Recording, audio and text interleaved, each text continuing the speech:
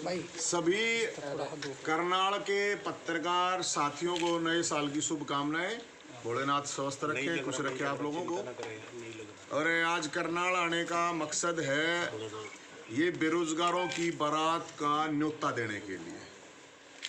ये कार्ड है करनाल वालों के लिए, सारे करनाल वाले भाइयों का, बुजुर्गों का, बहनों का, सब का न्योता है। ये 14 तारीख को बेरोजगारों की बारात निकलनी है। 14 जनवरी मकर संक्रांति के दिन मानसरोवर पार्क में इकट्ठा होके बीजेपी के राज्य कार्यालय रोहतक। अब आप कहेंगे क्यों निकल रही है, तो जानकारी दे देता हूं मैं आपको। ये इसलिए निकल रही है कि आज से 8 साल पहले 8 साल पहले ओम प्रकाश धनखड़ साहब ने बयान दिया था कि बीजेपी की सरकार बनवा दो, सबके ब्याह करवा दूंगा। बहुत ज्यादा कुंवारे हैं, मतलब हरियाणवी में उसको रंडे कह देते हैं, गांव के साथ साथ बहुत ज्यादा है। नौकरी भी दिलवा दूंगा। तो भाई ना तो नौकरी मिली, 5 लाख पद खाली पड़े हैं, 20 लाख बेरोजगार धक्के खा रहे हैं। तो इस बारात का आयोजन करा है। ये प्रोग्राम है भाती, इसमें जो है ना गुंगे विपक्ष को रखा गया भाती। ये भाती हैं, आओगे नहीं आओगे हमने नहीं बेरा, लेकिन रखने जरूरी थे। बात भी लंच में सरकार के झूठे आश्वासन, बारात चढ़ाई दोपहर 12 बजे। फिर ये सीएम साहब की मर्जी है, क्योंकि जो सरकार की लड़की है वो है नौकरी, वो है जनता की समस्याओं का समाधान। अब ये किस टाइम देंगे ये तो देखना पड़ेगा। फिर वो जैसे बच्चा नहीं कहता बेरोजगार की रांडे की शादी में सरकार को जलील करने जुलूल आना। बेरोजगारों की शादी में जैसे बच्चा नहीं बोलता, कार्ड पे छपा नहीं होता है, तो कह रहा है मेरे चाचा कह लो भाई, मेरे चाचू की, मेरे बेरोजगार चाचू की शादी में सरकार को जलील करने के लिए जलूल आना। फिर देखो, हमने इस शादी में कोई दहेज की मांग नहीं करी है, दहेज नहीं लेंगे बिल्कुल। दहेज एक बुराई है, वो नहीं होना चाहिए। लेकिन मानतान होती है, अपने हरियाणवी में आप लोगों को भी पता होगा, मानतान के लिए तो फिर लठ भी बाज जा रहा है कई बार। तो मानतान में बेरोजगार है, इनके लिए नौकरी, भर्ती कैलेंडर, क्योंकि 7-7, 8-8 साल तक भर्तियां अटकी खड़ी हैं। सीईटी क्वालिफाई, एचटेट आजीवन, वो दूसरे राज्यों में ऑलरेडी कर रखे हैं, लेकिन हरियाणा वाले नहीं कर रहे हैं। फिर है हरियाणा की नौकरियों पे पहला हक हरियाणवी का होना चाहिए। दूल्हे को ठंड लगे। हाँ, अरे नहीं कोई बात नहीं, चिंता नहीं करो, दूल्हा ठंड कोई बात नहीं, ब्याह पाछे अपने आप गर्म हो जाए, कोई बात नहीं। फिर खेल कोटा, ईपीपीजी बाल करो, थापा लगाई में। कहीं ये सोचे हैं कभी ये तो बराती हैं, जवान का मामला नहीं। थापा जो लगा करो बुजुर्ग का लगा रहा है, तो उसमें थापे में बुढ़ापा पेंशन, विकलांग पेंशन, विधवा पेंशन, जिसके लिए लोग चक्कर काट रहे हैं, धक्के खा रहे हैं। फैमिली आईडी के नाम पे पूरे हरियाणा के लोग परेशान कर रखे हैं। प्रॉपर्टी आईडी के नाम पे, फैमिली आईडी में आप लोग इनकम कैसे 7-7 महीने के बच्चे की 7-7 लाख दिखा रहे हैं भाई। फिर है भाई साहब, कर्मचारियों ने भी डिमांड रखी थी पुरानी पेंशन बहाल की। कच्चे कर्मचारियों पक्का, ये जो इन्होंने शोषण निगम चला रखा है, ये शोषण निगम है, ये गुजरात मॉडल है, मैं आपको बताऊं। कौशल निगम, अरे शोषण है भाई साहब, कौशल तो नाम है, वैसे मैं शोषण निगम कहता हूँ। फिर मैं जेल में गया था, आप लोगों को पता होगा, और 4.5 साल पुराने केस भी लगा दिए, उठा गए, कोई बात नहीं। तो जेल में जब मैं गया तो पुलिस वालों ने कहा कि भाई साहब एक हमारी भी समस्या है, कि जब अनिल विज साहब विपक्ष में होते थे तो ये कहते थे हमारी सरकार बन गई तो पंजाब पुलिस को, हरियाणा पुलिस को पंजाब के समान वेतन लागू करेंगे। माँ भी ठीक है, तो ये भी डिमांड है। फिर मैं जब जेल में गया तो जेल कर्मचारियों को भी इन्होंने यही बोला था कि भाई हम आप लोगों की ये तनख्वाह उसके हिसाब से बढ़ाएंगे, उनकी भी नहीं बढ़ रखी। फिर गया मैं कैदियों के पास, क्योंकि जेल में अंदर जाना पड़ा तो कैदियों के पास तो रहना ही था। तो कैदियों की बहुत बड़ी समस्या है। सब ये मानते हैं कि भाई कैदी वहां पर क्या पता किसको जाना पड़ जाए जेल में, कल ना अपने जाना पड़ जाए, हमने फिर जाना पड़ जाए। तो जो कैदी हैं, राष्ट्रपति जी ने भी, सुप्रीम कोर्ट ने भी ये कहा कि वहां पे बहुत से कैदी वैसे डाल रखे हैं, निर्दोष लोग हैं। और मैं खुद देख के आया हूं, इस सिस्टम के मारे हुए लोग वहां पे पड़े हुए हैं, झूठे साचे केसा में पता नहीं किस किस तरह से। ना उनको टाइम पे पैरोल मिलती है, 40 डे पैरोल टाइम होता है। कोरोना में बाहर निकाल दिया, अब कोरोना में उनकी वो ड्यूटी सजा उसमें जोड़ी नहीं। और सबसे बड़ी मानवता तो होनी चाहिए थोड़ी बहुत है। गर्म पानी नेताओं को खाने पीने धोने सब गर्म पानी सर्दी में यूज करते हैं, लेकिन वहां नहाने तक के लिए गर्म पानी नहीं है भाई साहब, क्योंकि वहां पे तो बेचारा दिन है। अब ये सारे मामले हैं। अब मैं आपको बताऊं, जेल से याद आया मेरे को कि हमारे मुख्यमंत्री साहब ने अभी ये कहा है, मुख्यमंत्री साहब ने, कि आरोप लगाने से कोई दोषी नहीं होता। एक खेल मंत्री के ऊपर छोरी छेड़ने का आरोप है, और उन धाराओं में एक उसमें गैर जमानती धाराएं हैं, जिन धाराओं के अंदर 7 साल तक की सजा है। मैं जिस केस में अंदर डाला गया उसमें किसी में भी 2 से 3 साल से ज्यादा की सजा भी नहीं है। मेरे लिए तो पूरी छापामारी, पूरी पुलिस लगा दी कि जैसे कि पता नहीं क्या कर दिया। लेकिन मुख्यमंत्री छोरी छेड़ खेल मंत्री को, मैंने एक के बाद की नार्को टेस्ट कराओ दोनों का। भाई अगर लड़की झूठ बोल रही है तो लड़की को डालो झूठा, अगर आरोप लगा रही तो उसको जेल में डाल दो। लेकिन पता तो चला जब मुख्यमंत्री खुद डिफेंड कर रहा है कि आरोप लगाने से कोई दोषी, तो जेल है 80% लोग तो आरोप हैं, वो दोषी थोड़ी हैं, आरोप ही लगे हैं, उसके दौरान ही अंदर गए हुए हैं जेलों में। तो मुख्यमंत्री साहब ये करें। और अभी जो पता, देखो गजब की बात ये देखो कि ऐसे फद्दू काट रहे हैं कि बोले यार रिजाइन ले लिया, कुछ नहीं, वो रिजाइन नहीं ले रखा है। क्या वही धाराएं किसी आम इंसान के ऊपर लगती तो क्या पुलिस उसको छोड़ देती? क्या अभी तक जेल में नहीं होना चाहिए था? क्या ये लड़की खट्टर साहब की अगर सीएम साहब की रिश्तेदार होती रही, ये आरोप नवीन जैद पे लगा देती, तो क्या नवीन जैद बाहर होता या जेल के अंदर होता?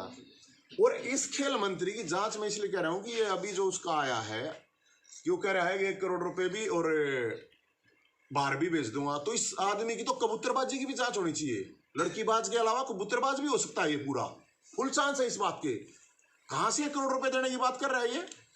तो उस लड़की को, और कोई, और गजब की बात ये है कि इस सरकार में इतने और भी लोग हैं, कोई बोल नहीं रहा है। भाई यही आरोप आप देखो हरियाणा में कितने लोग जेलों में पड़े हैं सिर्फ ये इन्हीं धाराओं में, तो ये तो ठीक नहीं है। तो मैं तो इसलिए बता रहा हूं ये चीज कि मुख्यमंत्री साहब बेशर्मी से उनको डिफेंड कर रहे हैं, जो कि उनको नहीं करना चाहिए।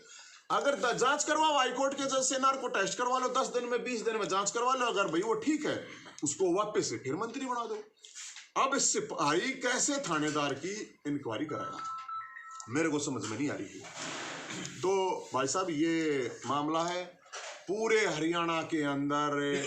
फैमिली आईडी, अब ये नंबर हमने जारी कर रखा है बरातियां के लिए, इसमें करीब 3000 लोगों ने अपना रजिस्ट्रेशन कर दिया है इस नंबर पर 7027 822 822, ताकि रजिस्ट्रेशन, क्योंकि आगे उनको सरकार वाला जहां बारात जानी अरेंजमेंट कर लेना, अपना सारी तरह का अरेंजमेंट कर ले, तो इसलिए ये नंबर है। लेकिन इस नंबर पे और भी लोगों के फोन क्या आ रहे हैं अब कि जी हमारी ये काट दिए। लोग तड़के 5-5 बजे फोन, अब दफ्तरों में चक्कर काट रहे हैं, आपके करनाड़ा में भी जरूर चक्कर काटते होंगे। मैं तो 3-4 जिला में तो देखा है, तड़के 5 बजे लाइन में लगे हैं। 5-5 महीने के बच्चे की इनकम दे दी 5 लाख रुपये, बताओ। बच्चा पैदा नहीं हुआ इनकम दे दी, चल रहा मामला। हाँ तो बताओ, ये तो और खतरनाक बात है। तो भाई साहब हम तो यही कह रहे हैं कि इस बारात के लिए सबको न्योता दे रहे हैं, ये बेरोजगारों की बारात है, और जिसको भी जो भी समस्या है इस सिस्टम से, इस सरकार से, वो अपनी समस्या लेके आए। वहां पे सबके लिए खुला है, ओपन है सारा, और अपने पत्रकार साथियों के लिए, क्योंकि उसमें दर्शनाला भी होते हैं ना, हाँ होता है ना ये, इसमें से भी पत्रकार साथी। मीडिया तो निमंत्रण नहीं है ना? अरे भाई साहब है, देखो पत्रकार साथी। अरे ये रे पत्रकार साथी, तो समस्त पत्रकार हो गए भाई साहब। मीडिया लिखवा देंगे दूसरे कार्ड पे, न्यू नाराज मत हो गए सर। तो हम तो दूल्हा तैयार है कि नहीं तैयार है? दूल्हा अच्छी देखिए भाई साहब ये अच्छा, ये थोड़ी एक इशू है। मैं आपको बताऊं, हमारे को मोड़ नहीं मिल पा रहे भाई साहब। अच्छा, जहां मोड़ लेने जा रहे हैं हमें, और जहां घोड़ा बग्गी, क्योंकि घोड़ा बग्गी भी करनी पड़ रही है, वहां पे सरकार के लोग पहले ही कह रहे हैं, हम जाके पूछे भाई सरकार कुछ दिन चाहिए हैं, उन्होंने कहा नहीं भाई हमारे मतलब सरकार देखो घोड़ा बग्गी वालों को भी रोहतक में ये कह रही है कि घोड़ा बग्गी लेके नहीं जाना वहाँ, बताओ क्या करें। अगर तो करनाल में भी किसी दुकानदार के पास ये मोड़ भी नहीं मिल रहे हमारे को तो वहाँ पे, तो इनकी बहुत जरूरत है तादाद, क्योंकि बराती किसी भी टाइम पर टेबू बन सके सरकार का वहाँ पे, जरूरी नहीं है कि वो है।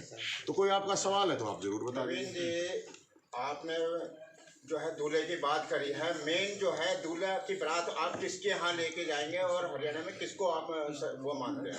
मैं ये बारात जाएगी बीजेपी के राज्य कार्यालय, क्योंकि वहाँ के अध्यक्ष जी हैं जो अभी भी अध्यक्ष हैं, उन्होंने कहा था, आप लोगों के पास भी बयान है कि हमारी सरकार बनवा दो, हम लड़कों की शादी करवा देंगे। 8 साल पहले वो खुद कह रहे थे कि हर गांव में 200 300 लड़के हैं शादी योग्य हो रहे हैं, लेकिन शादी नहीं हो रही। और ये एक सामाजिक बहुत बड़ी समस्या है हरियाणा के अंदर। तो नौकरी की मांग करेंगे, दुल्हन की मांग करेंगे? मैडम जी बेरोजगार की बारात है तो दुल्हन नौकरी कोई सी तो दे दो चीज, वो तो सरकार अरेंजमेंट करे, नौकरी दे देगी तो ब्याह अपने आप हो जाएगा। फिर तो सरकार कह रही मैंने नहीं ब्याह करा, तुम क्या करोगे करके?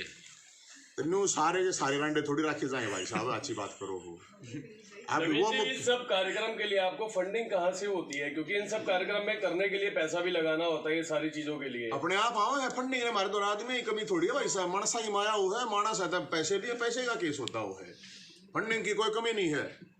फंडिंग लोग ही फंडिंग कराए, लोग ही आओगे अपने आप, मन न किसी दारू देके थोड़ी बुलाने हैं, बोतल देंगे ले, अपने आप लोग आओगे अपने आप। हमने घोड़ा बग्गी कह रखी है, ये मोड़ा ही कह रखी है भाई, जिनके और जो खासकर शादीशुदा हैं उनसे हम ये कह रहे हैं कि भाई अपना जो शेरवानी है आपकी, जिसकी शादी हो रही है, एक दिन कुंवारा ने दे दियो, कोट पैंट है जिनके घर धरे हैं शादी के बाद उसने ज्यादातर लोग यूज करते नहीं, उनको कोट पैंट दे दियो, तो वही ये चीज है। और उसमें तो कोई वो है नहीं।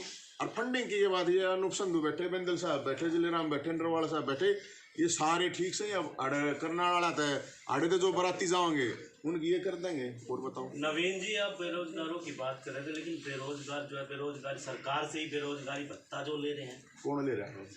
जो अप्लाइमेंट से वो ना मिल रहा, कहाँ भाई साहब कहाँ देख रहे हो? ये तो फिर वही बात है इनकी, फिर सारी बात सच्ची तो फिर तो 7 साल का जो आप सिर्फ ये बताएं क्या बेरोजगारी भत्ता नहीं मिल रहा है? अरे नहीं मिल रहा है मेरे भाई जी, नहीं मिल रहा है, बहुत कम लोगों को मिल रहा है।